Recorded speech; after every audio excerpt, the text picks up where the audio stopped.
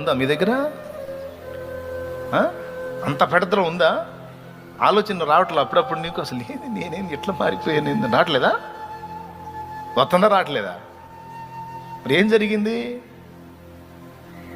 విరగ్గొట్టాడు. ఏం చేశాడు? విరగ్గొట్టాడు. చాలా వరకు నలగొట్టాడు.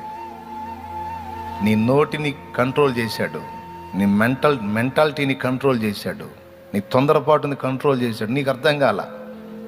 వీటన్నిటిని కంట్రోల్ చేయడానికి ఆయన వాడినటువంటి ఆయుధములే నీకు అర్థం కాకుండా సడన్గా వచ్చే నానా విధములైన శ్రమలు, సమస్యలు.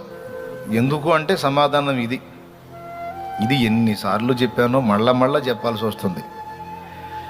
ఏం పర్వాలా, బతుకాలని చెబుతా మీకు. ఇది విషయం గుర్తు గ్రహింపులు ఉండాలి. అందుకే దేవుడు నిన్ను తన సొత్తుగా, తన స్వాస్థ్యముగా, తన సంబంధిగా ఎంపిక చేసుకున్నాడు గనుక